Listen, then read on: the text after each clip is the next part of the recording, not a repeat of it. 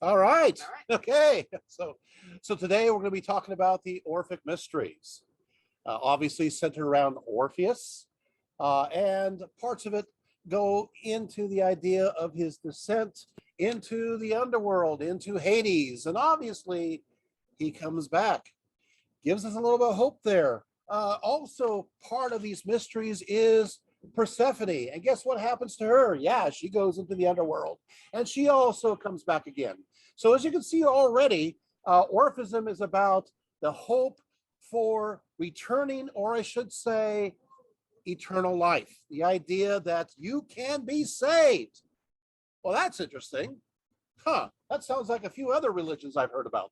So, let's go there right now. Okay, so when we look at Orphism, uh, obviously we have to look at the figure of Orpheus, and he does remain a rather shadowy composite kind of figure, unfortunately, but there's also another figure that's connected to Orpheus, and you may not have heard it before, and his name is Museus. So Orpheus and Museus. Sometimes these two are used indistinguishable from one another. So in many cases, they'll say that Orpheus is the founder of the mysteries, and they will say Museus as the author of the oracles, the author of the Orphic oracle. So there you have it. But there is another figure, a third historical figure that is important, but is not exactly a household name. His name is Onoma Kritas. Onoma Kritas. Well, after this lecture, you'll know all about Onoma Kritas. He lived from 530 to 480 BCE, and he is connected in the ancient perspective to the Orphic epics. And he, in fact, he is described as composing the Orphic poems and editing the oracles of Museus in many different places. In fact, a person who lived in the 2nd century CE, he's a famous geographer, his name is Pausanias, says as follows about Onoma Kritas. He says, here we go, Onoma Kritas took over the name of the Titans from Homer and instituted the Orgia for Dionysus and invented the story that the Titans caused the suffering of Dionysus, unquote. So already you have this ancient authority saying that, hey, you know what? We know the guy who put it all together. We know the guy's name who wrote it. According to Herodotus, Onoma Kritas was exiled from Athens by Hipparchus, who's the son of Pisistratus, right? Because of the fact that his editorial methods concerning the oracles of Orpheus had much to be desired. What I mean by that is it didn't look favorable for him in political office. So he found himself exiled to guess where? Well, way out of Athens, that's for sure. He ends up in Persia, working for the Persian king. At which point, it turns out the family of Pisistratus says, you know, we could use this guy there as our special agent. We're sorry about how we treated you. Can you give some kind of false oracles to the Persian king to make it seem like, you know, that we're defenseless and nothing will happen to him if he may attack? And of course, obviously, you could see that he was used for the Athenians' advantage. Okay, so there you have it. It is believed that Onoma Kritas did not merely edit the Orphic works, but also composed many himself. According to Philostratus, even the great philosopher Aristotle held this view. So there you have it. Okay, Pausanias in the 2nd century CE states that it was Onoma Kritas who wrote about the orgies of Dionysus, as well as discussing the god's dismemberment of the Titans. And it's interesting because many scholars believe that there's a very complicated theogony of Onoma Kritas that kind of goes into, well, the beginning or the origins of the universe. And it is believed that fragments of this, parts of this, will be used by the Neoplatonic philosophers. In fact, it's called the Rhapsodic Theogony, and Proclus and Damascus and Olympodorus and others will use this when it comes to the idea of the journey of the soul.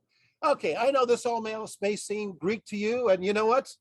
It is Greek. Okay, that was a bad joke. I'm gonna stop. All right, so let's get into some of the good stuff. I had to kind of go give you some kind of background here.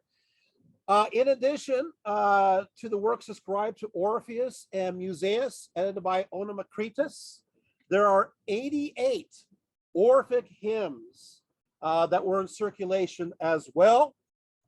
These hymns begin with a hymn of Orpheus dedicated to his son, Museus. And you're going, wait, he shouldn't have a son. It tells you already that there's lots of different kinds of traditions going on. With the rest of the hymns dedicated to the various Greek gods, but with three of the gods, Missa, Hypta, and Melone, which most of us had never heard of before. However, as it turns out, these particular three gods we find in the inscriptions from a place known as Pergamum, which is located, of course, in the province of Asia, Turkey today. And the provenance is there. And this interesting cycle of hymns must have been dedicated to the temple of Demeter that's located there. And there is internal evidence that reveals that the author of these particular hymns were followers of a famous philosopher by the name of Pythagoras. Now we're getting somewhere. Pythagoras. What do you mean? Pythagoras was one of the followers of the Orphic Mysteries. In fact, also, you guys ever heard of Plato? Well, he sometimes played around with many of the ideas and the imagery of it. And some people say that he sort of believed and sort of didn't, kind of back and forth. So it's interesting. In fact, some scholars say that Pythagoras is the inspiration for a lot of the ideas within the Orphic Mysteries, and we are going to go there during this lecture. Never fear. As far as Orpheus himself, who was Orpheus? Really, who was he? Well, we are definitely dealing with the realm of legend, dealing with the realm of myth. It is said that he was a musical sage, and he lived prior to the time of Homer, and who, of course, is likewise a shadowy figure, right? And of course, Orpheus is projected oftentimes into the heroic age. Now, of course, we have a fly in our pristine ointment with Herodotus, who believes that the poems of Homer were earlier than all the rest, Orpheus included. So there's kind of a competition who's older as far as when it comes to composition. Is it Homer, who obviously is not writing? This is oral tradition, right? Or is it Orpheus? As for his place of birth, where is Orpheus from? Well, the Argonautica from the 3rd century BCE, Polydorus Rhodius says that Orphic himself declared his own origins. He says, "Thence I made all speed to snowy Thrace." So he is born in Thrace. While as early as the time of Pindar in the 6th century BCE, Orpheus is mentioned. So as early as the 6th century BCE, he is mentioned by name as a participant of the famous expedition of Jason and the Argonauts. You guys ever heard of Jason and the Argonauts? Well, guess what? Orpheus was there in search of what? What were they in search of? They're in search of what? Anybody? The golden fleece. Thank you. Good. Somebody didn't skip the classical reading there, right? So what happens, however, most of the details about the story arise from Rhodius's Argonautica, as I mentioned before, from 240 BCE, Valerius Flaccus, and an anonymous poet from the 4th century CE. Now, despite the fact that Orpheus is not known to be endowed with great strength, he certainly had great strength when it came to his lungs. He could sing and he could move mountains. Well, in many cases, he did. And he was able, with his voice, with his lyre in hand, musical instrument, not fitting, what happened is the fact that he was able to calm the stormy sea through his music. In fact, he was able to move the ship, the Argos, that could not move, could not budge from the land to the water through his music. He was able to make the dragon that was guarding the golden fleece to fall asleep to his beautiful sound of voice. And of course, he was also known to even charm the clashing rocks through his singing ability. So he is a wonderful, amazing singer. He is also a holy man. He's all, in many ways, he is a leader in religious affairs, officiating like a priest within various contexts. He even does sacrifices. He inducts his crew in the mysteries of Samothrace, it is said. He performs purification rites at Malaya. His prayers, in particular, were almost as powerful as his music, as it seemed that the gods were listening to him. And they continue to listen to him, as we will see in this story. Okay, beyond all that, inevitably, he is going to have somebody's going to fall in love with him. And of course, we have, of course, the story of his wife. Now, of course, everybody says her name differently. And it's, so you've heard it said Eurydice, right? But, you're looking at the Greek, and the C is a kappa, by the way. You guys know that, right? So it is Eurydice or Eurydice. Sorry. So we'll probably go to Eurydice, if that's okay, and not be proper Greek. I hope you don't mind, right? Because I have the phonetic spelling here, and you guys are going to crack up every time I say her name correctly. Is that okay? Yeah, okay, yeah, good. So what happens is, accordingly, there is a few stories here that Pausanias, writing in the 2nd century, he describes a painting by Pelagonus at Delphi, which was painted between 450 to 420 BCE, and it shows Orpheus present in Hades without his wife. So some people will say there is another story that he doesn't go to fetch his wife. There's lots of stories, right? But of course, yet with that said, there is a relief of Orpheus, Eurydice, right, and Hermes, dating to around 400 BCE, which is early enough to show that there still was an early established story of his wife within this context. So who was this wife of Orpheus? Their stories vary, and her name is not always Eurydice. According to the Alexandrian poet Hermesinex, which is a great name. I'm loving dropping papers here. Oh, there we go. That was my workout for today. I should just keep doing this right there. There we go. And then back the other arm. Okay, there you go. Who is this? Accordingly, her name was Agrippe. Yeah, Agripe, right? Okay, so which means wild-eyed. But this is where it gets fun. Her name also means wild-voiced. Now we're getting somewhere. This is the part where I just go, oh, this is good.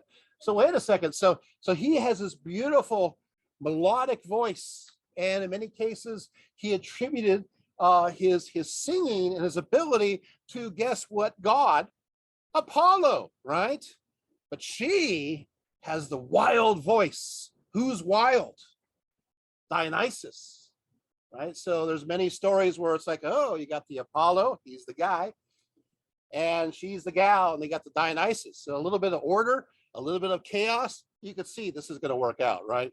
So what happened is, in some versions, she was actually a nymph from Thrace and even a dyad, right?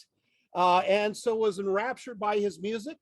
And as a result, she fell in love with him, with this mere mortal, and decided to be his wife.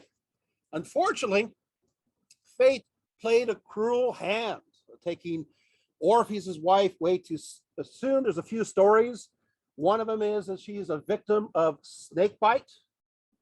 That's one version of the story. According to Virgil, she was actually fleeing an obsessed and unwanted lover. Yeah. His name is Aristeus. Yes. And then as she's running away, she stepped on this venomous snake.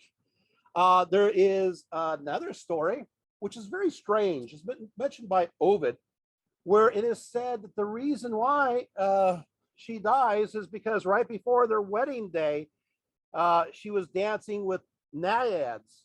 And these are these spirits of mountains, wells, and springs. And I guess apparently that's a little taboo before your wedding. And that was the cause of death. There's lots of stories. I think Ovid is kind of withholding all the content.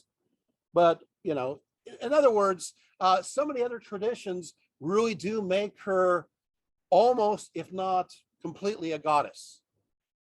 And I'm thinking that's fascinating, right? We can go places with this one. Okay. Well, he's upset. Orpheus is in pain. And it's one of those moments where he just so upset. He just cries out.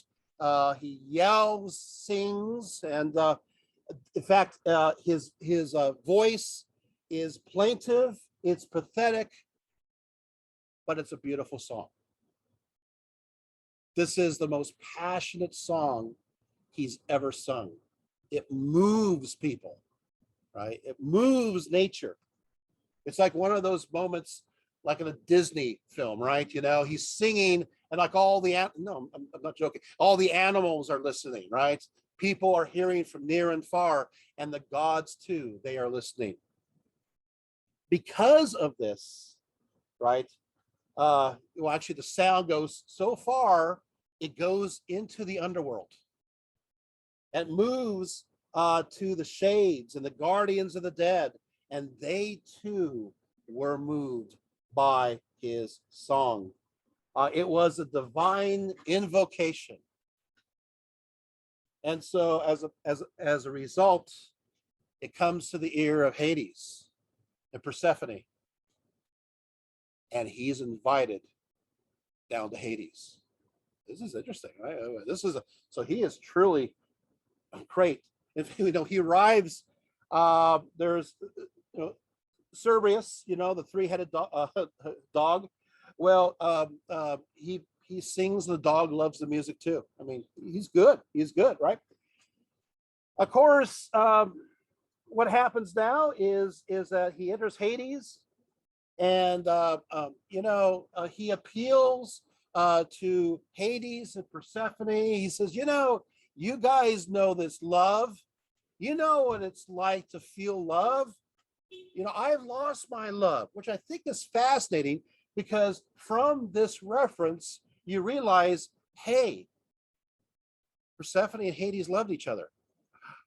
You get that nugget. You go, oh, that's good. I'm going to run with this one, right? Because a lot of people think, hey, she doesn't want to be with the Dark Lord, right? To the underworld. And it's like, no. The fact that he is appealing to the fact that if you found your love, I want to have my love again. So what happens is that, you're going to have three versions of the story.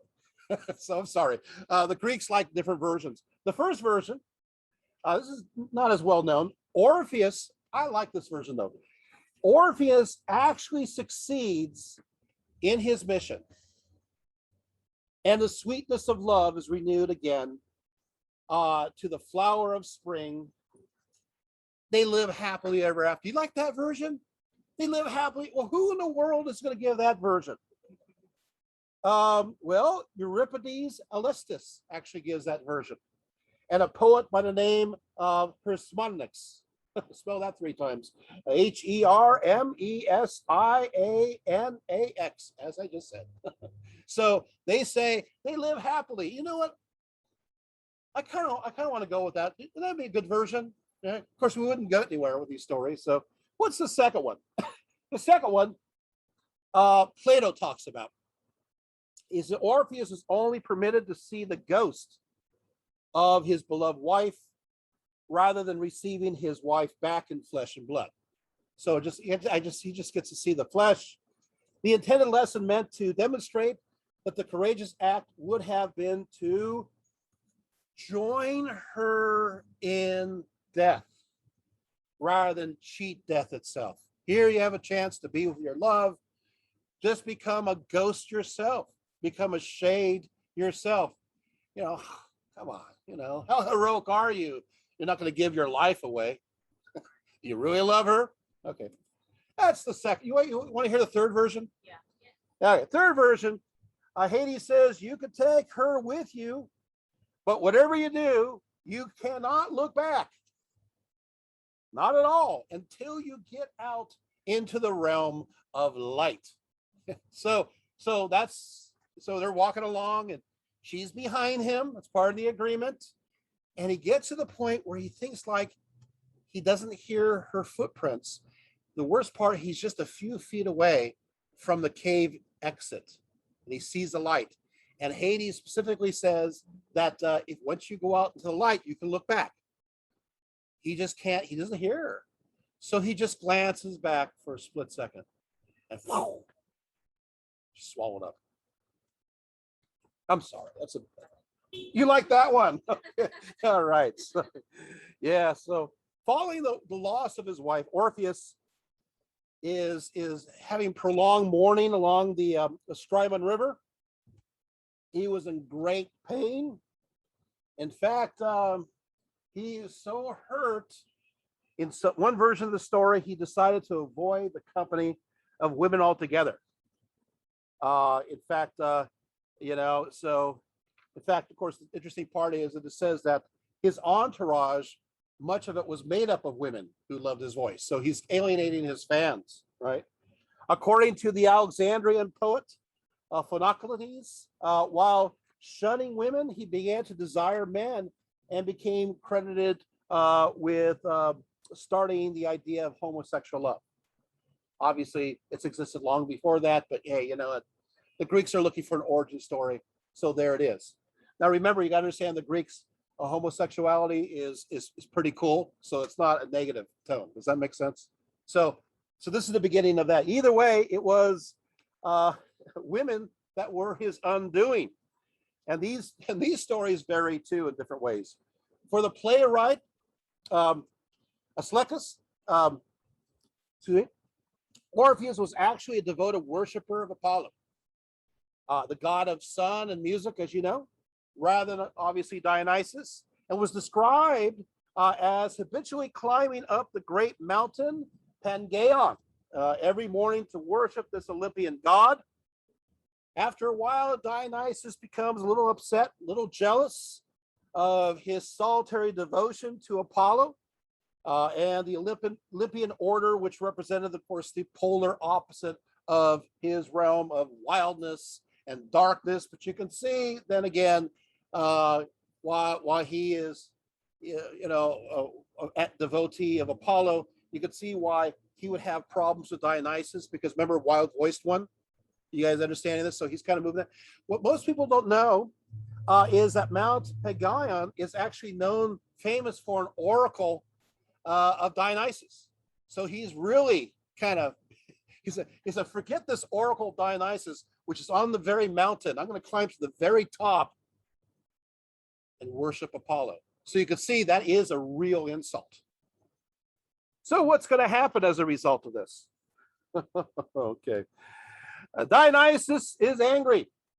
He sets out his Maenads, those frenzied female devotees of his mysteries, after Orpheus, actually one night, and they proceed to tear him limb by limb into tiny little pieces.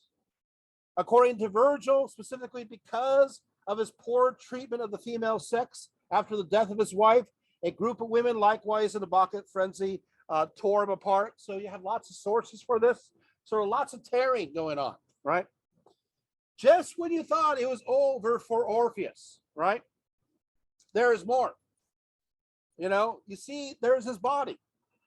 And well, what was left of it? It remained in Thrace, and the enraged women threw his head and lyre into the Hebros River, where both head and musical instruments continued out to sea and on to the island of Lesbos. The head somehow singing all the way there to Lesbos. Phoenocles says that the lesbians buried the head, and the writer Lucian seems to confirm the story, discussing the great temple of Bacchus on the site. So, you know, hey, you know, so Orpheus came out ahead. Okay, so, sorry. All right. It's going to rain now. Okay. Okay. Yet, we have yet another tradition. You thought that was it. There's another tradition that the head was not at first actually buried at Lesbos, but became a famous oracle telling prophecies for those willing to hear. It became literally a talking head, giving prophecies. The 5th century BC Greek vases, and even Philostratus as late as the 3rd century CE confirmed the story of the dismembered prophesying head. After a while, Apollo becomes a little bit jealous, a little upset about this, and the head ceases to speak. And perhaps at this point, we got a burial at Lesbos. You guys got it? So this is Orpheus. You feel like you know him pretty well now? Maybe, maybe not. Well, now of all these tales, there's lots of tales. There's complicated theogonies. Hesiod articulates a theogony as well that's connected to the Orphic Mysteries. But it is clear that there's lots of embellishments. But what will happen eventually is the classic Orphic myth. Now I'm looking before here. I have the summary written by Walter Burkert. I'm not going to read it. I'm just going to say it in my own words, right? But the idea is that we have many sources for the central Orphic myth. And you have to follow kind of closely. So you got to catch it. So here it goes. Of course, this is the myth pertaining to Dionysius, Zagreus. So basically what happens is that you're going to have Zeus. We all love Zeus, right? You know, and he's a very celibate god, keeps to himself, does not do anything that's improper whatsoever. Okay, no, that's not it. So with Zeus, what he does is I'm going to use King James English because I think it makes it sound like nicer than it really is. So he goes unto Demeter and abducts her and gets her pregnant. And she bears Persephone. Then he goes unto Persephone, gets her pregnant with Dionysius. You guys got it? Now you're going, this is awful already. You know, I'm feeling uncomfortable, Dr. Rita. I think I'm going to leave now. No. So the idea is that Dionysus is supposed to be mostly Zeus stuff. And Zeus is connected in the Orphic Mysteries with the realm of spirit. He is the realm of the spiritual realm, in a sense, purity, believe it or not, just by its substance, not what he does, right? So how do you get a mostly Zeus kind of creation? You do this. Is that making sense? Okay, so you got Dionysus. You know, who's going to be mad about this, though? Who's going to be mad about Zeus doing this? Who always gets mad? Who should be mad? Hera, right? Hera gets upset, you know, and I'm sure Zeus is like, hey, it's no big deal, you know? Yeah. So Hera, what she does is she finds these titans, well, just find them. She and these Titans, you got to understand, these Titans are understood. It's a very strange thing. Are Titans spiritual? Yes, they are. Are they material? Yes, they are. Does that make sense? You go, how can you have something that's full, spiritual and material at the same time? Welcome to the Greek mythological background of how they think. And sometimes you have things that don't make any sense, but this is the reality. So there are material, spirit stuff that is heavy, that is dark, that is evil, right? These Titans are believed to be evil. You guys got it so far? So she's going to bring these Titans, and what will happen is that there is the throne room, and Zeus is saying kind of crazy stuff, like, hey, you know what? After me, since you're mostly like me, you're going to be the successor. That doesn't go very well with the other gods. I don't think so. So what will happen is Hera has these Titans. They give the kid a mirror, which is kind of strange, and they have all these toys. I'm serious. There are toys in the story. And little baby Dionysus starts playing with the toys, and little baby Dionysus then kind of goes out, lured out of the throne room. And then what do? The Titans take him and they cut him into little, well, actually, yeah, they cut him in little pieces. They roast him and they eat him. Boy, you guys are loving this story. Isn't this great?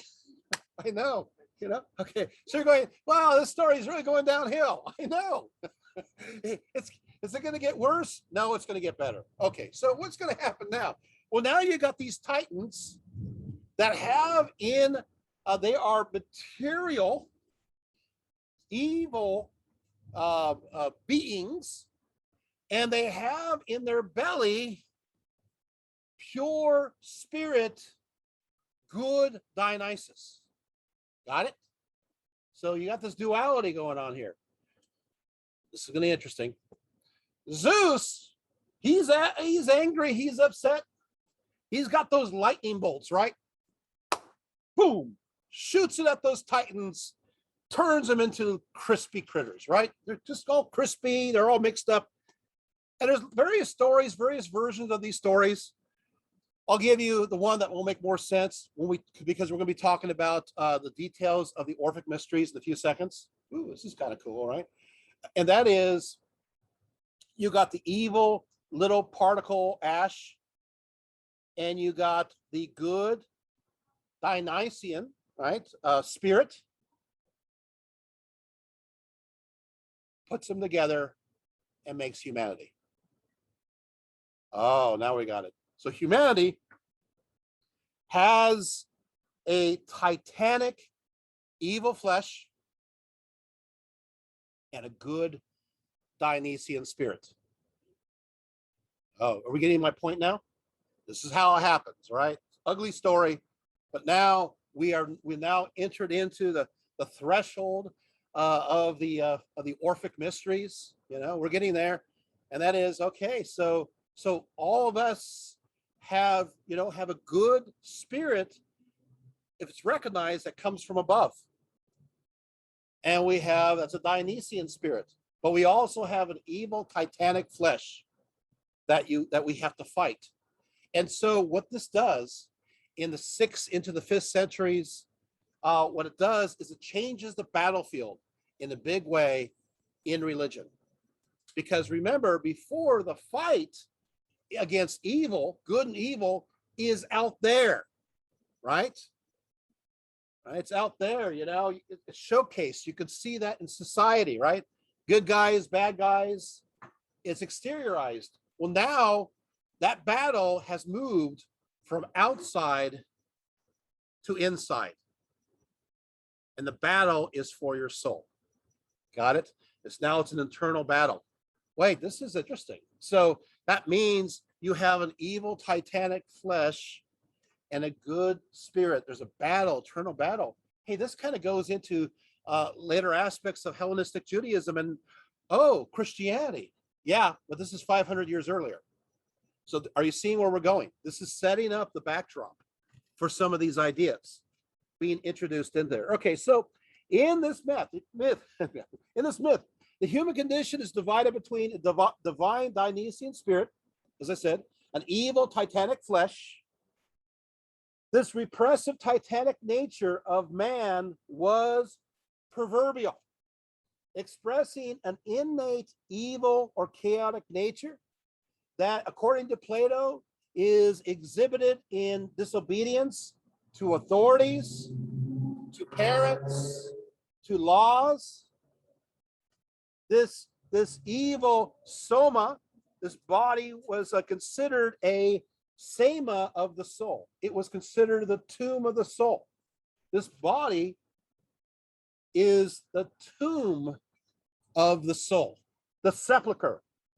The followers of Orpheus gave this name specifically to the body because the soul is punished for that which is punished. It seems to have this, the reason for this is it seems to have this covering.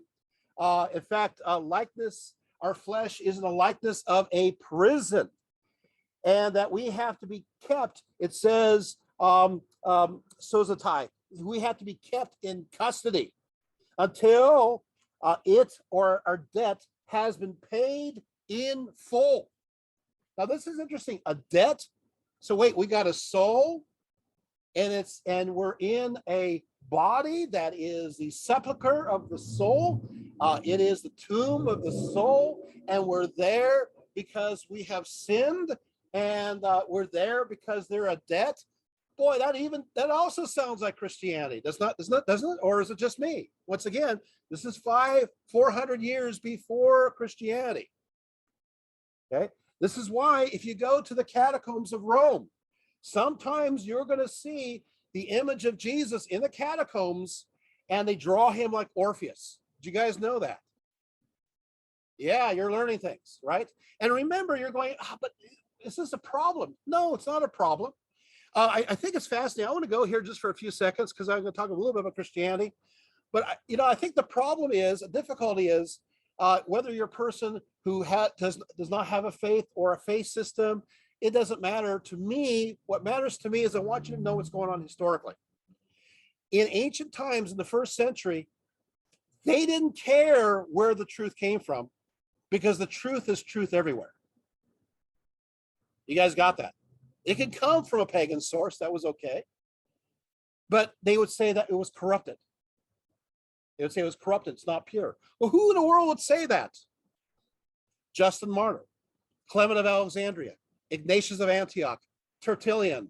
Oh, you're getting my point. You guys ever heard of Augustine? You're waking up now. You're, wait a minute. The problem is nowadays, we don't like innovation. We don't like, if the idea is that, hey, if somebody thought of, well, actually, well, the idea is this: we don't like the idea that if somebody thought of it before, and it's in our belief system, then it must not be as true. It must be less true. For the ancient mind, it was because other people believed it's true within their belief system, it validated their beliefs and perspectives. This is why you're going to have the Magi, for heaven's sakes, seeing Jesus. Who are they? They're the priests of Zoroastrianism. Everybody knew that in the 1st century. Is this making sense? So I just want to make it very clear that early Christianity would say, somebody came up to somebody in ancient times, to an ancient Christian, and say, hey, these beliefs sound just like Orphism. They would say, yeah, isn't that great? Right? Isn't that cool? Yeah, truth is truth everywhere. Yeah, see, God's truth prevails even in other belief systems. Today we go, oh no, it's going to erode our faith. Help me. Is that making sense? You guys got it? So we almost have to go into an ancient mind perspective because we're gonna hear some doozies in a little bit. Okay, so here we go. So furthermore, where are we now? Oh yeah, I think I was talking something really positive about the soul and being in a prison. That's our body. Is that the glass half full kind of thing I was talking about? Okay, they also call it a prison house. Wow, this is pretty. Or an enclosure, parabolis, right?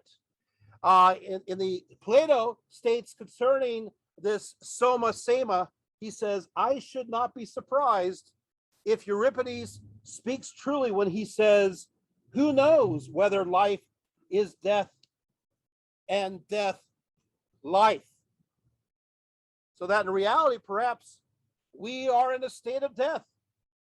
I myself once heard one of the wise men say that in the present life we are dead and the body is our tomb, unquote. And of course, Plato's referring to those who believe the Orphic Mysteries.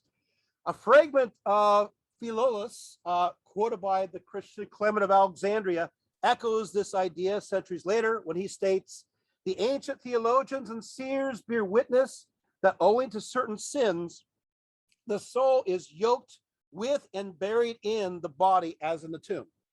This is used by a Christian apologist, for heaven's sakes, and he's using the Orphic Mysteries as substantiating this idea. Is that making sense? Yeah. Okay, according to Orphism, this soul originates from the heavens and is indeed divine, being a particle. And I'm using the word particle intentionally. It sounds like modern thought. No, it's a particle of the pure amphirean substance, or this ether. Particula divinae ore. Yes, it is a particle. It's interesting. So we have a spark. We have a particle of divinity in us, this purity. One Orphic fragment says, from heaven is my descent, as you yourself know also. For I too claim to be of your blessed race. As for each person, they are, quote, a child of earth and starry heaven. So we are a child of earth. That's our titanic nature. And we are of starry heaven. That's our Dionysian nature. So we have two natures, right? We have this sin, flesh, material nature, and we have this sinless, divine spirit nature as well. Okay, in contrast to the human body, which is of the earth, the soul is rooted in the celestial element. It is also said. Hence, before entering, I'm just reading ancient. I love this. I told you when I write these talks, what I do is I do the primary sources first. Isn't that great? I find all the primary sources, and I put that in order, and then I layer over the secondary sources. So that's why you hear lots of quotes. So half the time that I'm reading these notes, I'm reading their words about their own belief. Cool, huh? Yeah, it kind of adds a little bit. So here it is. Before entering for the first time into a corporal tabernacle, each particular soul would seem to have lived in the society of the gods and was in fact a god. Empedocles speaks of souls incarnate as daemons, not demons, compelled by necessity's decree to wander from the abode of the blessed. He himself says, an exile and a wanderer from heaven. Now, so we were compelled to be in exile from the starry realm. Now that's interesting. What is going on here? Don't worry. We're going to go places. Okay. So you thought that this wasn't strange enough? You guys ready? Okay. According to Empedocles, some particles of the divine ether sink downward to the earth, where they become clothed. Empedocles says, in a strange garment of flesh. Aristotle also talks about this as well. And he also says that in the so-called Orphic verses, he says, the soul was said to be carried to and fro by the winds and drawn into the body by respiration. You're going, I'm going to read it again, and I'll let this sink in. The soul was said to be carried to and fro by the winds and drawn into the body by respiration. Wait, what is that? In other words, this idea is called panspermiosis. Panspermiosis. Soul seeds. Soul seeds are swarming everywhere, right? Soul seeds are floating about, ready to rush into the body as soon as the baby takes his or her first breath. And that's where the soul enters into the person. Is that interesting? So the spirit is out there, and as soon as, the baby comes out of the womb and goes, maybe it pats its bottom, right? And it goes, ah, what happens there? It's whoo, first breath. That's where the soul comes from, not before. This is a major Greek idea. By the way, if you're familiar with Jewish thought, there's a lot of this also within Jewish thought, that it also starts with the idea of breath, ruha, with the breath of life. Does that make sense? Upon birth. This is Jewish thought, not Christian thought, but Jewish thought. Is this interesting? So this is an ancient idea. So you can use the word panspermiosis now, which is, hey, you believe in panspermiosis? Okay. So now what happens is, however, it's interesting. So I guess you got to watch out, maybe it's going to be raining today. We're getting panspermiosis, watch out. So there'll be babies born in St. Jude's over here, getting their souls. Okay, so stopping now quickly. However, the originating reason for the soul's descent is sin.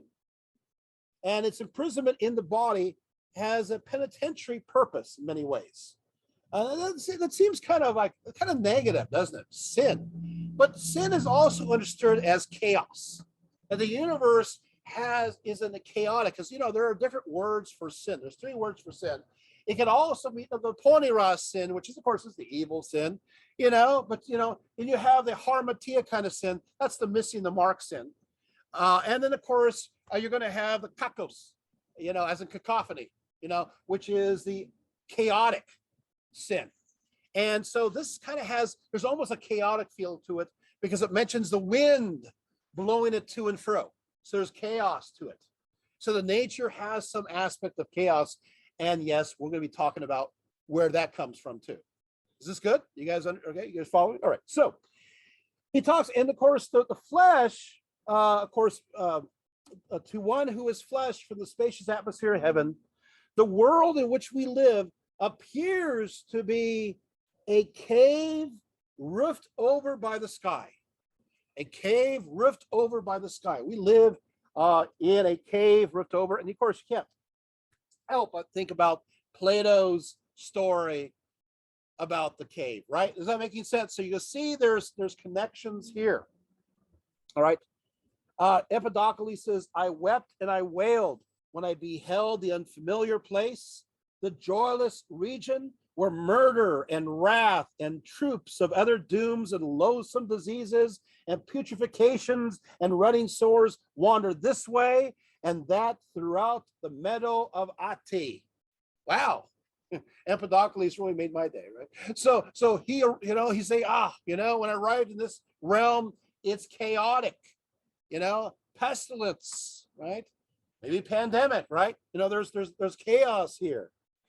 After this, we're not done with the fascinating bits and pieces. After this, the soul is enclosed in the flesh, and it becomes part of what the Orphics call the circle, or the wheel of generation. They also call it the circle of necessity. This is the long and weary circuit of birth and death in which we travel. In fact, it's birth, life, death, and rebirth. It's like, whoa. So Gnosis, right? The idea here is that they actually literally use the idea of rebirth. It is rebirth. So what happens, Empedocles and Plato talks about this in the Phaedrus. And so we're going to go for, according to the Orphic Mysteries, we're going to live thrice 10,000 seasons. Thrice 10,000 seasons, which is approximately 10,000 years. So we're going to be stuck in this abode, going through birth, life, death, rebirth, birth, life, death, rebirth. We're going to be doing this pretty much for the next 10,000 years. Woohoo, right? That seems kind of depressing. What do you think? Yeah, you don't want to do this. Does anybody want to do this? Don't you want to get out of here? Yeah, that's right. And what does Orpheus say? I have a way out of here. You do? Yes. And I'll tell you how at the end of this talk. I'll tell you how you can supposedly get out of here. You guys ready for that? I have the secret. So, you could be here, for just a few hundred years or less, and you're out of here. So, and that's what gave the Orphic Mysteries so much appeal, right? You want to go to heaven. You want to be released. You want to go to the Isles of the Blessed. You want to go and be free. And so this is the handy dandy guide of how they did this. Okay, so during this time, the exiled soul, more good news from Empedocles, it wanders from the home of the blessed, being born into all kinds of mortal forms, passing from one laborious path of life to another. For the mighty air chases him into the sea, and the sea spits him forth upon the dry land, and the earth casts him into the light of the blazing sun, and the sun hurls him into the eddies of air. Wow, violent elements, right? One takes him from the other, and he is hated of them all. I also am one of these, an exile and a wanderer from the gods. So the soul can be born into many bodies, and Empedocles states, he says, ere now, I too have been a boy, I have been a girl, I have been a bush, I have been a bird, and a scaly fish in the sea. So right there, you have the answer when it comes to souls. You reincarnate, male and female, doesn't matter, but also fish, animal, whatever, it's going to happen. The soul then goes through, during this time, a purification process. If we're doing what is right in our actions, which sounds like karma, doesn't it, right? We do what is right in our actions. When we go through this wheel of birth, life, death, and rebirth, hopefully you'll becoming more spiritual and moving up as you go along, because if you don't, then you're going to go the other way. If you're doing bad things, birth, life, death, and rebirth, you'll start with every lifetime getting lower and lower and lower. Does that make sense? That really, to me, sounds like samsara, and that sounds like Hinduism to me. And yet, it is in the Greco-Roman beliefs and Orphism. So we definitely have connections between East and West. But people say, hey, there's no connection between Greece and India. Where are you getting this from? Right? Is this making sense? And we do know that we have, many sources talk about Indian gymnosophists, and those of the Indic philosophy coming to Greece, coming to Rome. In fact, one advocate of the Indic belief system, he burned himself alive at the Olympic Games before everybody during the 130s. So this is front page news. Everybody knows about reincarnation. Everybody knows about India. Who doesn't know about it? We don't know about it now in the 21st century. But that's common knowledge then. Does that make sense? In fact, there's a section of Alexandria where it had a whole bunch of people from India living there. And of course, Manius Sakis, who was the founder of Neoplatonism, because he was the teacher of Plotinus, he was half Indian, for heaven's sakes. Is this interesting? And Sakis means Sakyas, which of course is the clan of Buddha. Is that making sense? You guys getting this? Common knowledge. And I spent a lot of time in the ancient sources, and I see it everywhere. If you're ever interested, that would be a good talk, because I would love to talk about India and Greece and Rome. In fact, I had done talks on that at Cal State Fullerton. So, this is taken seriously. Okay, moving along. So going through a purification process. So it sounds kind of like a purgatoria to me, doesn't it? As we go through all this, right? Okay. And so we're going to have, of course, more quotes, So here we go. Pure I came from the pure, O queen of the dwellers of the underground. So there you have it, purification. The followers of the Orphic Mysteries made themselves pure through a number of techniques, a number of strategies. One, of course, is, abstinence, because you're making more material things. So that's one way. Not eating animal flesh was a big one. Empedocles states, do you not see that in the thoughtlessness of your hearts, you are devouring one another? Because if you're eating, according to those of the Orphic Mysteries, if you're eating flesh, this flesh was once endowed with a soul, with a spirit. So you're kind of, what about the plants? Oh, we'll go there. So, so keep on going, right? Also, for some strange reason, I actually know the reason, beans were forbidden. No beans. And that is because it traps the substance of the air. It's entrapped. This is a violation. What does beans make you do? That's right. Yeah, flagellants. So obviously they must be cursed. In fact, Pythagoras died because he was running away from those who were trying to kill him, and he wouldn't run across the bean field. And he stopped. Look it up. You'll see it. And that's how he died. No beans. I'm sorry. No wearing woolen garments either. Eggs were forbidden by some sources. So there you have it. But a lot of those, the Orphic Mysteries, who said, this is purely symbolic. They'll take it as there's symbols, but we can't live this way. So you're going to have that as well. And that's talked about, because they want to show that they're really indifferent to the world. That's what they say. Well, we're really indifferent to the world, so I'm going to go ahead and do those things anyway, because I just don't care, right? So I'm detaching myself from the material world. And sometimes that means staying away from things, or that means that's not thinking too much of those things. I'm not going to obsess about it, think about too much. Plato had lots of complaints. He likes Orphism quite a bit in certain times because he uses their methodologies and ideas a lot, but other times he doesn't like the fact that there is a class of them who are just all into profiteering.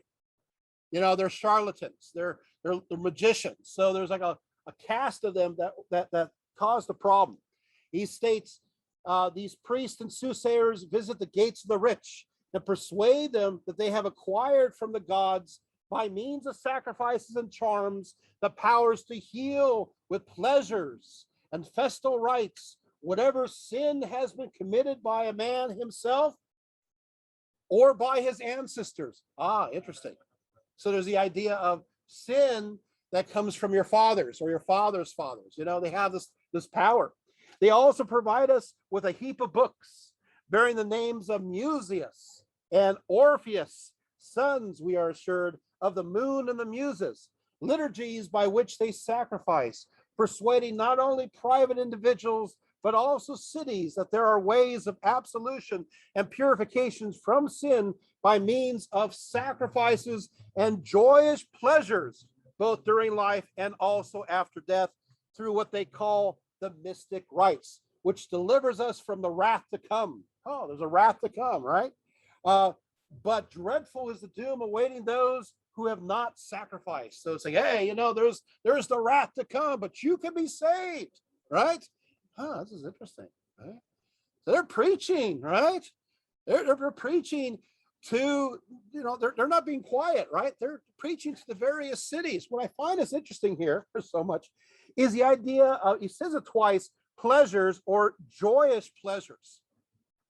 What's that about? Well, we discovered that those who follow the Orphic Mysteries do enjoy life. It's not all about self-abnegation. Oh, I love that word, right? It's all about enjoying life still, right? And things can be all about celebration. So those who follow the Orphic Mysteries are about music, singing, dancing.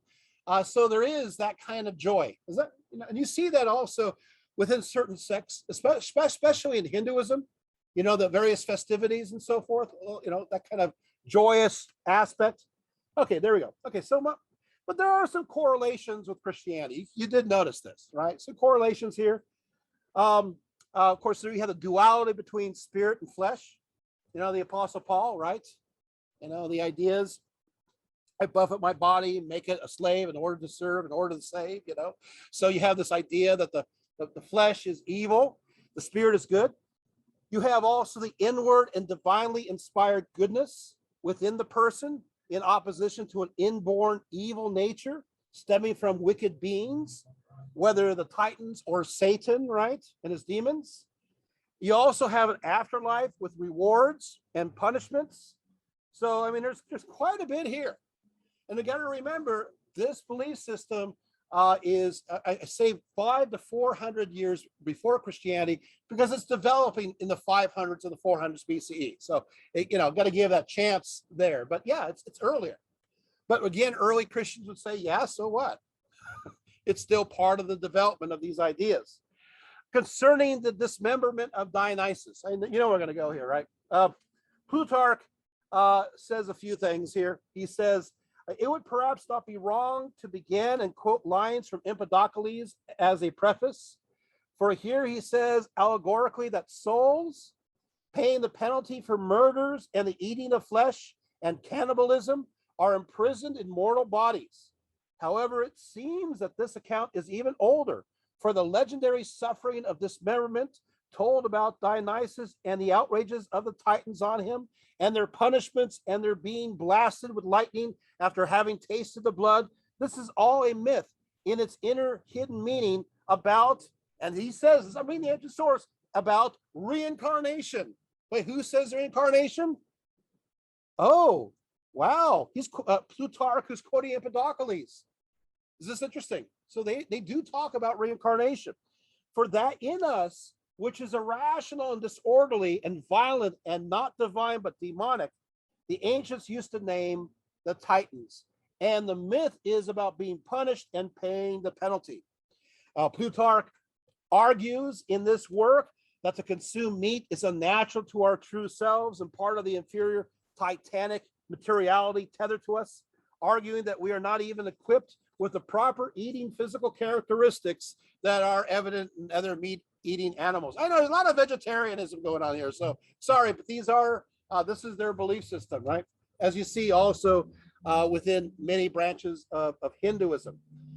Plutarch also says, we are to look to eat that which Dionysus produces for us. So you basically have a Dionysian diet, right? So it's like, hey, you know what? You know, what are you supposed to eat? Well, okay, so what does Dionysus persuade? You know, of course, you have like lots of, you know, Dionysus is the god of wine. You just sit around and drink lots of wine. Actually, there is something to that. We'll get there. In fact, I'll read some inscriptions. They're even when you get to heaven, you get a glass of wine. You guys know that, right? I'll read it to you. You'll love this. So wine is important, but the idea is fruits and vegetables and grains and so forth, right? So it's that kind of diet. So there it is. With everything, the dismemberment of Dionysus also connects with the agricultural cycles of the vine. So there it goes. The fruit of the vine, the idea is that it's considered twice born. So you have, of course, you have the vine, which is the firstborn, and each individual grape, that's the second born. That's the second birth. And that's, and of course, the idea is that we come from this vine, and we will enjoy or have a new birth, right? And there's, of course, a connection here to reincarnation. So it's the idea, and of course, even have ideas that connect to the idea of transitioning from the idea of turning water into wine, which is a fascinating thing. In fact, it's so interesting because if you look at the Gospel of John, it talks about who Jesus is. And it says in Greek, it says that Jesus, after the miracle of Cana, of turning the water into wine, it basically says, it does say, it says Jesus is the vine, the true one. Wait, well, that's kind of weird. Now, of course, in English, they translate it as Jesus is the true vine. That's not what it says. It says Jesus is the vine, and then it goes, and the definite article, the true one. What does that mean? As opposed to the false one. So this was actually a comparison in the Gospel of John to the Dionysian rites. Does that make sense? And just like the Dionysian rites, the idea that Jesus is promising a rebirth. You guys got that? So those people who knew the Dionysian belief system, the Orphic Mysteries, they're reading this passage. Oh, I understand that. But today we go, I have no clue. What does this mean? Is this helpful? So this context is important in many ways. Okay, so the idea of metempsychosis. Metempsychosis sounds like something's wrong with you. Well, it has to do with the transmigration of the soul, is often identified with the Pythagoreans, and of course, obviously, marks Orphism in many ways. It characterizes the followers of Orpheus as believers in a life after death, right? So you have that. I'm looking at my time here. To kill any living thing was as scathing as committing suicide, they would say. Followers of Orphism avoided meat, as I said, animal products. And even though the central myth of Orphism was Dionysic, there is a difference between the Dionysian mysteries and the Orphic mysteries. What's the difference between the Dionysian mysteries and the Orphic mysteries? Well, the Dionysian mysteries, they actually oppose one another. The central rite for the Dionysian mysteries is the Bacchic orgia, which is the intentional dismembering and eating of an animal. And they would eat this animal raw in their frenzy. Wait a second. The Orphics don't believe in eating meat, right? So you could see that they're going to say, no way, we're not doing this. So for them, they see this dismemberment as a symbol for, after all, baby Dionysus was torn up by the Titans, right? And he's sacred. So their commentary is, no, this is terrible. We don't do this. This is part of the story. It's a sacred story, and it's for what we're not supposed to do. You got it? So they are polar opposite from one another, even though they participate in these ideas. Okay, for a few seconds, because I want to get to some of the tablets, but for a few seconds, I want to go into details about their theogony before Zeus, if you don't mind, because it's interesting. Okay, so what happens basically in the Orphic tradition tells a very interesting story of how the world began. Originally, there is this unsaid, it's not told about, it's kind of kept quiet, it's supposed to be a mystery, the source that we don't know. And the source that we don't know creates water and earth, these two elements, water and earth, according to Damascus. Originally, we have hydros, water, he, Orpheus says, and mud from which Gaia, the earth, solidified. So you got water and you got earth, the one before the other. And then what happens is the two together create, even though you have a shadowy, first one that we don't talk about, don't tell anybody. The third principle after the two was engendered by these two. So by water and earth, what is created? This, you're going to be fascinated. A serpent. What? A serpent is created, comes out of this mud of earth and water. It's a serpent, Drakon, with extra heads growing upon it. One has a head of a bull and a head of a lion and a god's countenance in the middle. So there's a god in the middle, and you got these two. It's kind of scary, huh? Right? It had wings upon its shoulder, and its name was Kronos, but it's with the he, which is unaging time. And this god is paired with Ananke, Ananke, Ananke. Boy, that sounds so Mesopotamian, doesn't it? Anyway, Ananke, which is inevitability or compulsion, also known as Adrastia. So you have the serpent, Kronos, with Adrastia or Anankia. And of course, it is said that as a result of this connection, they create light, they create air, and they create dampness. Okay. From there, then Kronos with Anankia, taking the light and air and darkness, having within them the water and earth. I know. They lay an egg. What? They lay an egg. And this egg is divided into a masculine and feminine. How this works is that the serpent coils around this egg and splits it into two. And one part goes up towards the heavens. That's Uranus. And the other, that becomes heavenly or spirit. And the other drops down to the earth. And that is Gaia. You guys got it? Then they together, they create Protagonus or Zeus. And that's how it comes together. Isn't that interesting? So that's how the theogony, and then of course we know the rest of the story. So I wanted to make sure that we caught that. All right, so I don't want to spend too much time talking about, there's so many good things here. Well, maybe for later. I'm happy it's not raining yet though. Good. I gotta watch it, right? Okay, you do have the Orphic Hymns. I like to read the Orphic Hymns, but I don't have a lot. Well, I'm tempted. I'll read a couple. So Orphic Hymns date later than the Homeric hymns, roughly from the 3rd century BCE to the 2nd century CE. I like the Orphic hymn to Athena.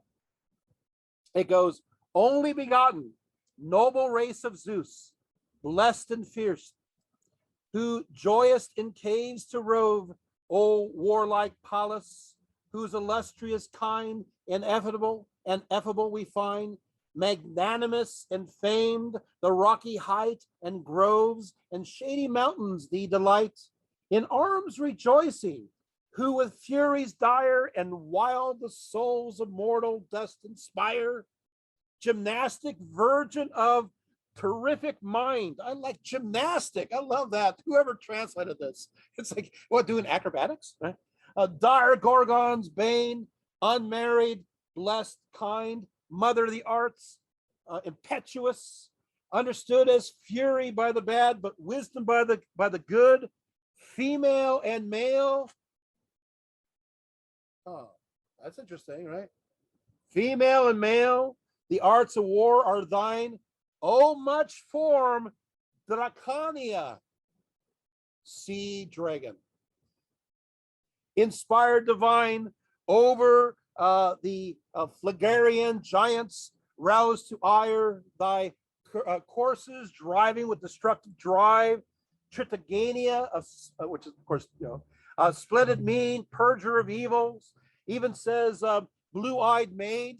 This is fascinating. This has echoes of an earlier form of Athena, an earlier form than the one we're used to. And how you can tell the difference is Athena oftentimes has gray eyes. When she's described as blue eyes, she is the daughter of Poseidon. And we're going back to the Minoans and the Mycenaeans and the early factor where Poseidon was the great ruler and not Zeus. Is this fascinating? So this goes back a little ways. I won't read the one to Demeter. I just got to give you an example of these kinds of hymns. Okay. Pythagoras, of course, was considered or connected to the worship of the Orphic of Orpheus, and I have tons of fun stuff here. And I'll just say this will be the quickest bit on Pythagoras ever. I would just say that the disciples revered him as a demigod. He is believed to have special powers over nature and the animal world, and he had powers of discernment. Pythagoras emphasized that each of us possessed a unique soul that could proceed through these multiple rebirths and finally liberation. Pythagoras, of course, talks about that our soul has 3 parts: intelligence, reason, and passion. Pythagoras teaches about the wheel of birth. He does talk about it, which of course, in fact, in many regards, everything that I talked about, the ideas of the Orphic Mysteries, Pythagoras believed. So he is considered in many ways one of the founders, but I want to keep hurrying along because I'm stubborn, because I have to get to the good stuff. Because you guys are stuck here, and maybe you want to get out of here, right? So how do we get out of this? Being here 10,000 years, right? I mean, how do we do it? So here's a handy dandy guide of just how to do it. Orphism has golden tablets. No, and they're real golden tablets. They have discovered golden tablets everywhere of devotees to Orpheus. Where did it start out? Well, they first found him in southern Italy.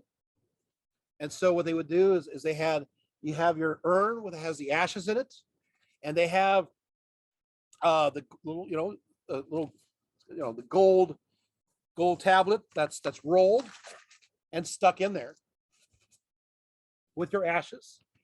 It spread to Sicily, and then it spread to Thessaly, and then eventually got to Crete.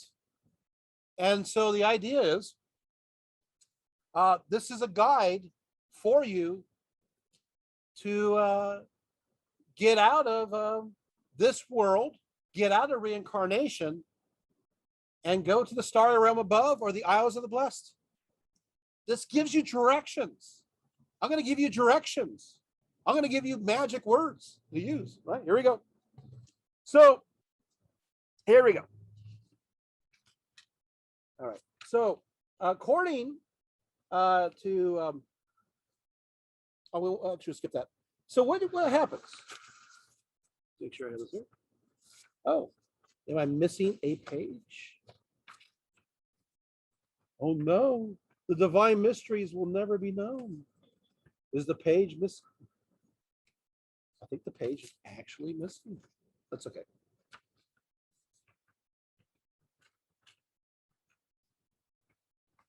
We will survive. I have more. Don't worry. I'm worrying you guys. It's like, and so it's like one of those moments. Like, I have here the answer to the meaning of life. It is.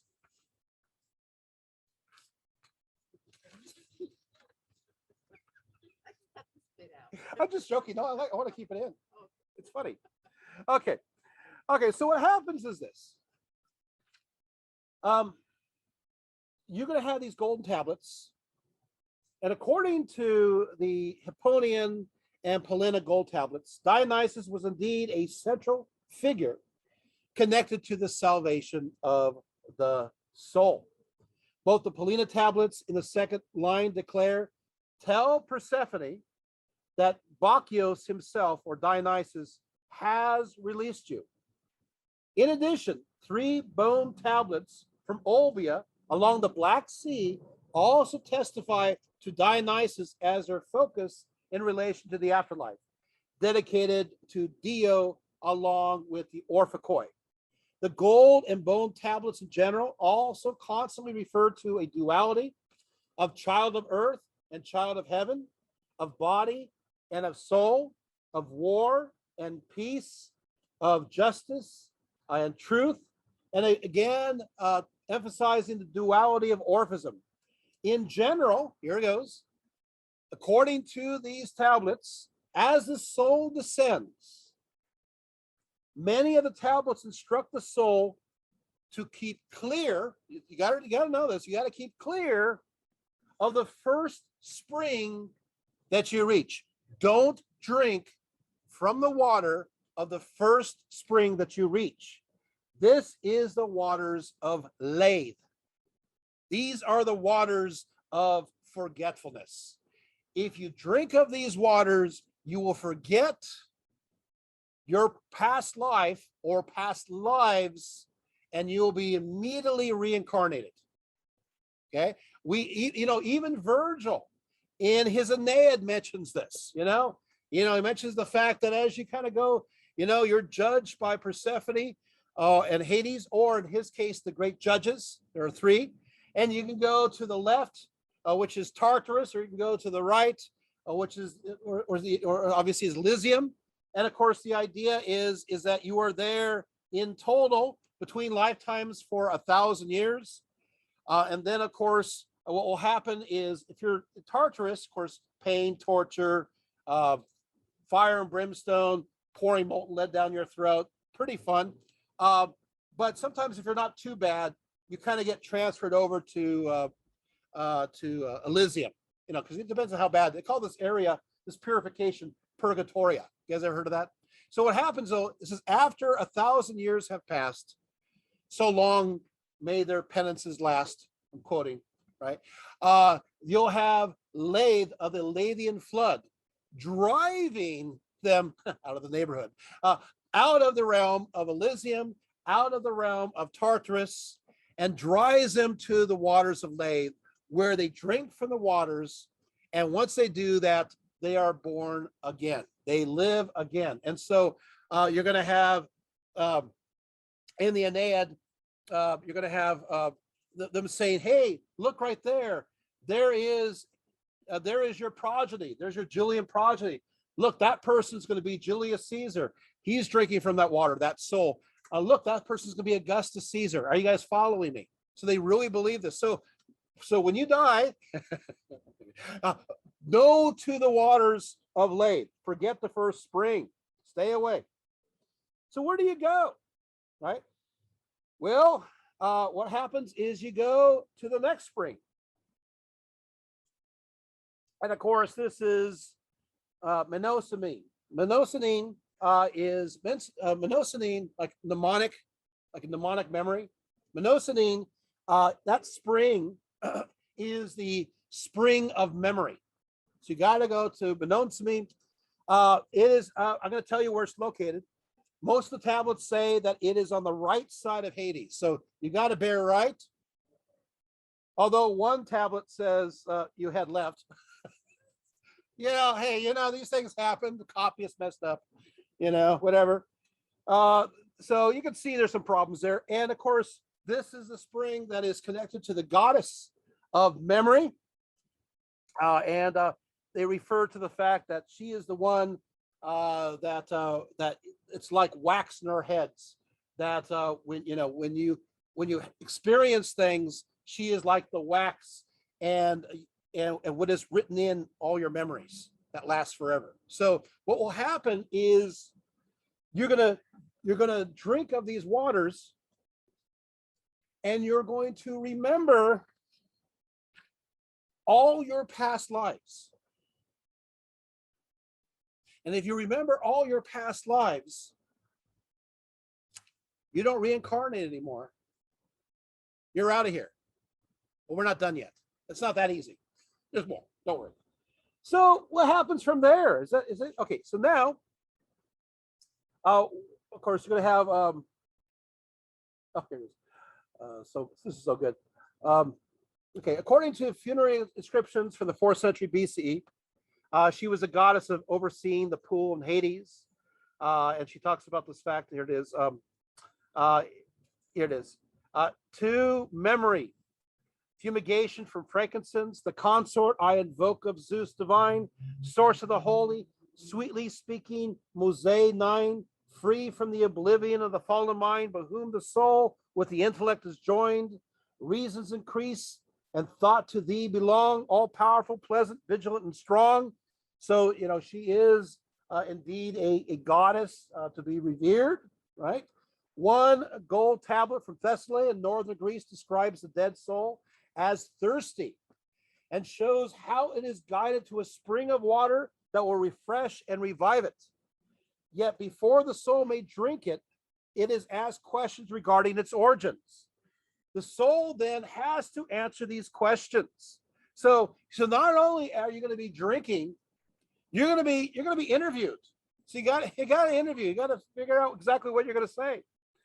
So in the Sakai tablets, SFAKAKI, of the 2nd century BCE, a cypress tree accompanies the final spring of memory. So if you're not sure exactly which pond it is, it's the one that has the cypress tree on the right and says, I am parched with thirst and I perish, but give me to drink of the ever-flowing spring on the right with the cypress. Who are you? Where do you come from? This inscription keeps saying.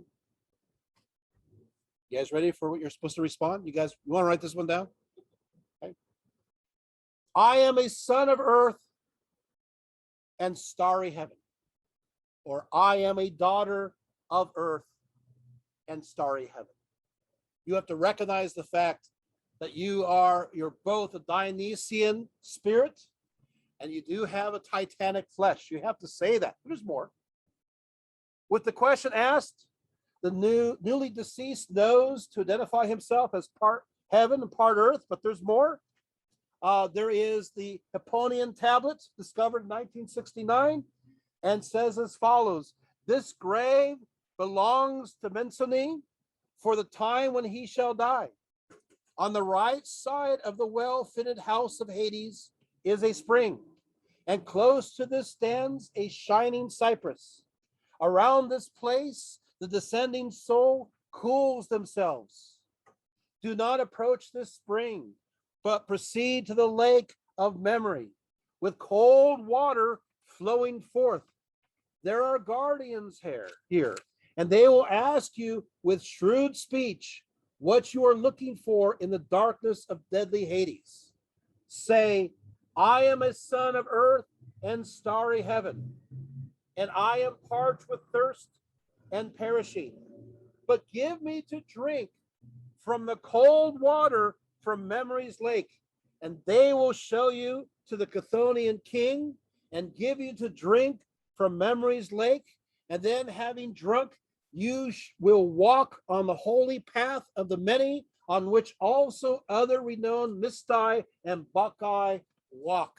So you are given this special water, this living water that enables you to have eternal life.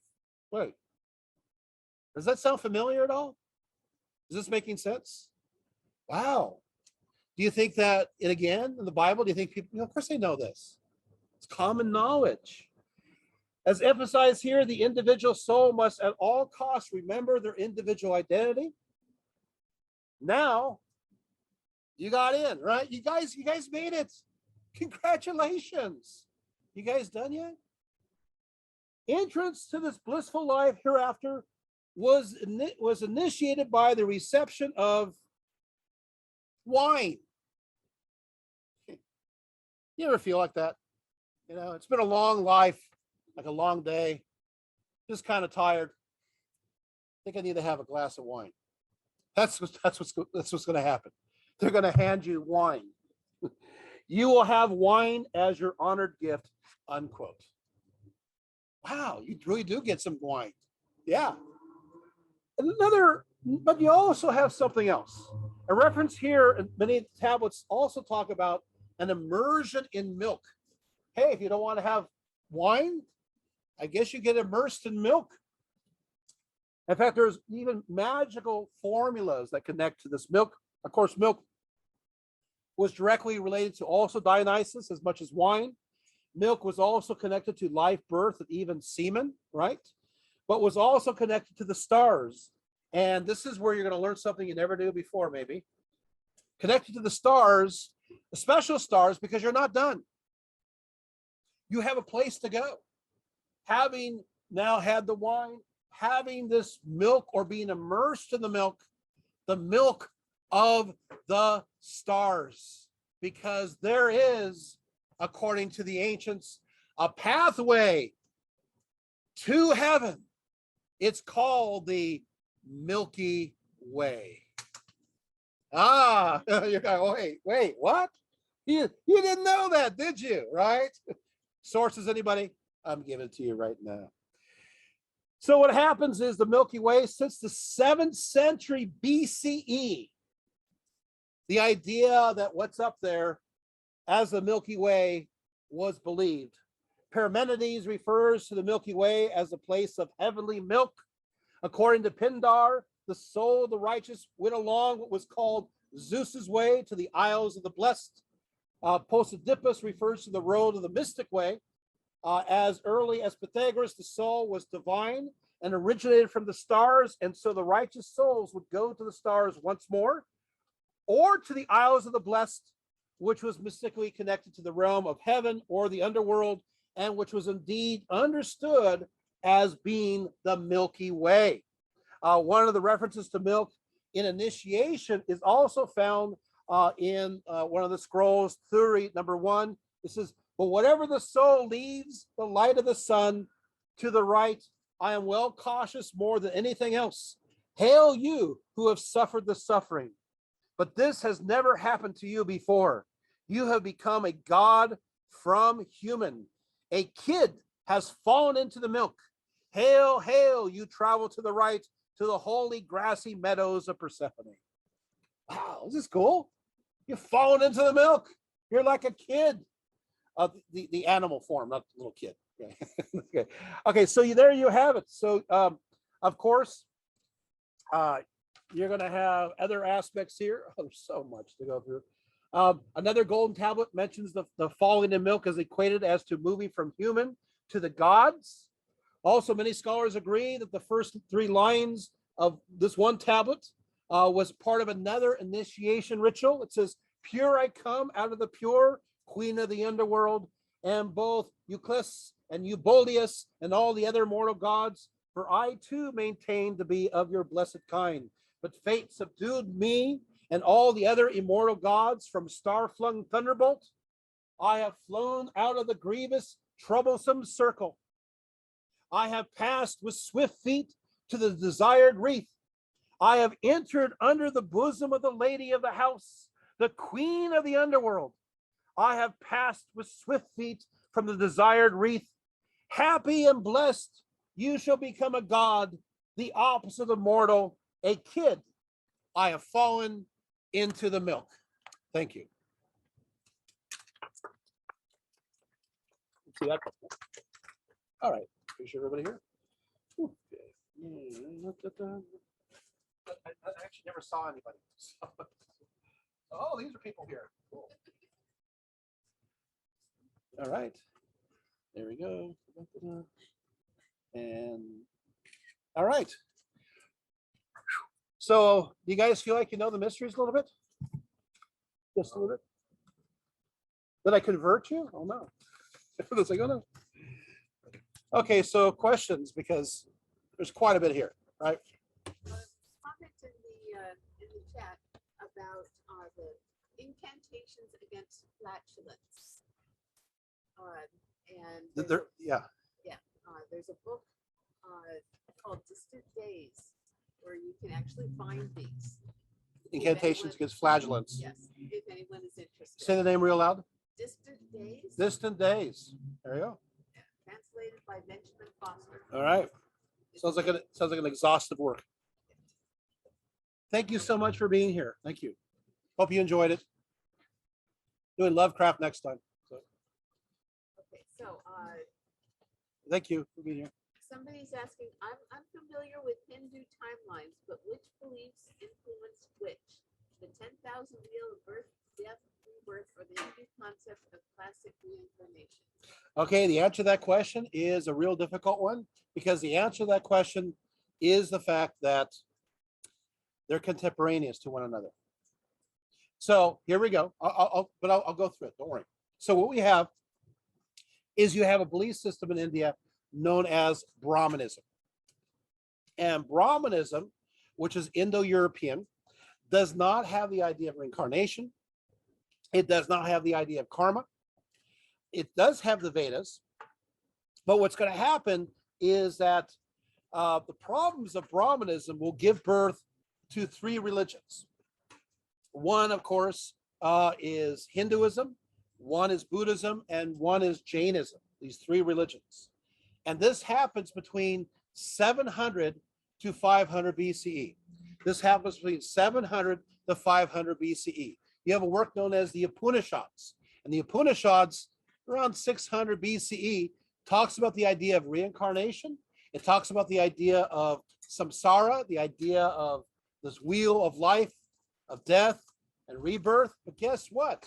This particular work is contemporaneous to the exact same time as the Orphic Mysteries are coming about in the 5 and the 400s. So they are contemporaneous to one another.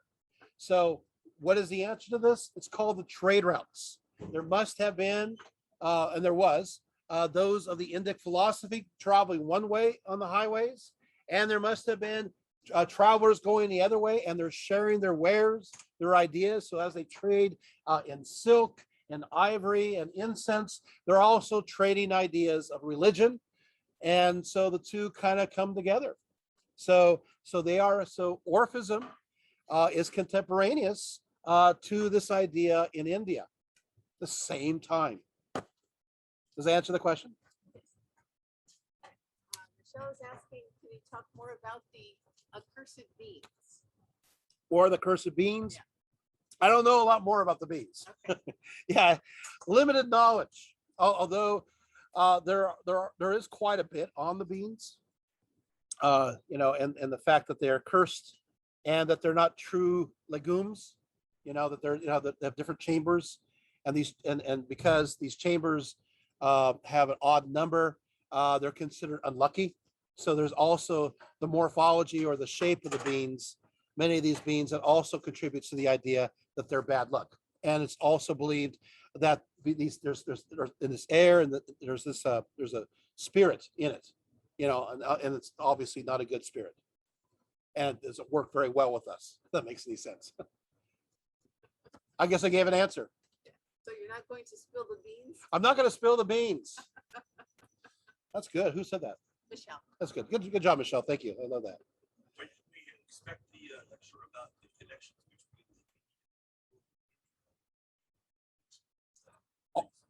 between When should I expect a connection between the connection between India and, of course, Greece and Rome? That talk is already written. It's already completed, and I gave it to Cal State Fullerton, and I can always do it here. Yeah, the votes from here on doing that one. Yeah, it's already written. I already presented it as a major talk at Cal State Fullerton. Okay. But So- we would like to have that. So it is done. Okay, I even have outlines for this one. all right, Yeah, so maybe we could do that after Lovecraft. I don't know. okay. You guys would be interested because Absolutely. I go into detail. I even give names. Yes. That's a So- yes. So that's all good. India and Greece. So, yeah. Any other questions? And look, it didn't rain. You felt it? It didn't rain. It was- and that was the end of Dr. Rietveld. Yeah, he was electrocuted. Yeah, any other questions? Oh, I do feel the. Oh, I just when I said that, I felt the drop on my neck. Yeah, that was pretty messed up. I shouldn't have said anything. Did you guys enjoy the talk? Do you feel like you've learned something different? Yeah. Yeah, familiar? Yeah, or you already knew this beforehand? Only bits and pieces, just very little, barely ever paid attention. I'm sorry, it's raining. That's so funny. Do you need help putting your stuff away? It's funny. I just said, and Oh, it I just. feel it too. Okay. Yeah. All right, shutting it down. So folks. thank you for being here. Thank you so much. It is raining, Yep, so okay, we're going. we're Bye. going. Bye. Wow.